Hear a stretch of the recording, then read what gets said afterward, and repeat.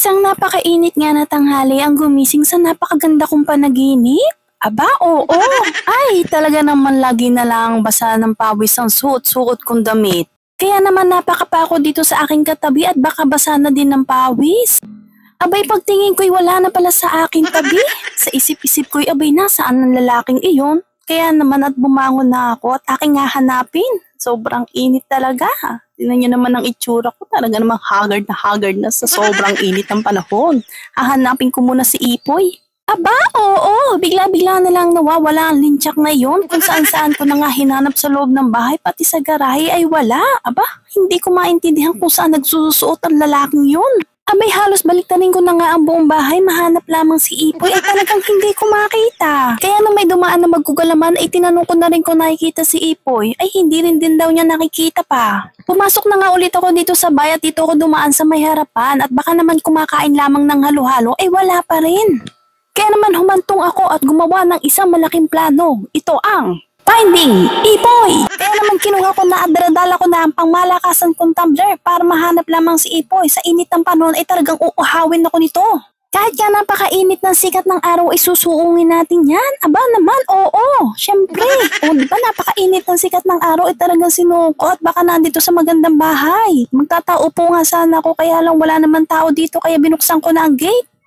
Ako talaga'y hanga dito sa lalaking ito. Abay, hindi man lang matuto magpaalam sa kanyang giliw bago umalis. Hahayaan pa talaga ako maghanap sa kanya. Isa itinitirik ng araw na ito, baka ako'y mahimatay pa. Aba, oo. Pagpasok ko nga dito sa bahay na ito, isinimulan ko nang hanapin si Ipoy. Kung saan-saan ko na nga rin hinanap sa mga paligid ay hindi ko pa rin makita. Pero ako'y hindi susuko. Kahit pa matapos ang maghapon ko kahahanap sa kanya ay hindi ko titigilan hanggat hindi ko siya nakikita. Bawat gilid niya at kasurok-sulukan ng bahay na to ay talagang tinitingnan ko pero hindi ko pa rin makita si Ipoy. Mukhang susuko na ako nito. Kaya naman uupo muna ako at magpapahinga at syempre iinom ako ng maraming tubig at talagang ako'y uhaw na. Napakainit ba naman ng mga sinuong ko para lang mahanap si Ipoy ay hindi ko pa rin siya makita. Tapos hindi ko pa mabuksan itong takip ng aking botelya. Ako'y malapit ng mainis talaga. Aba, oo, hindi yun joke.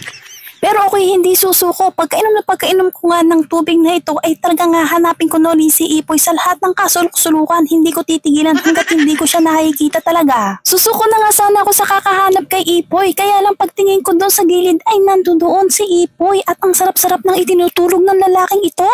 Aba, oo. Isipin mo yun kung saan ko na siya pinaghahanap at sinuong na rin ang sikat ng araw ay talaga namang hindi ko makita. Tapos nandito lang pala at tulog pa. Ang sarap ng itinutulog ni Ipoy. At dahil nakita ko na nga si Ipoy at mahimbing ang kanyang tulog, ay dito na rin ako matutulog. Nakita ko kasi bakante yung isang upuan at syempre nasa ilalim kami ng puno ng mangga kaya naman maliwalas talaga kaya dito na ako matutulog muna. Kahit nga hindi ako kasya sa upuan ay pinagkasya ko na ang sarili ko.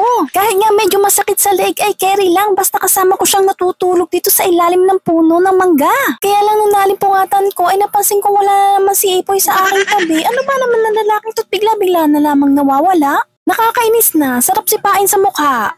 Eh di ang mangyayari nga inihahanapin ko na naman siya. Hinanap ko na nga din dito sa gilid ng halamanan at baka dito nagtatago pero wala pa rin. Posible ba yun? Aba, oo, syempre.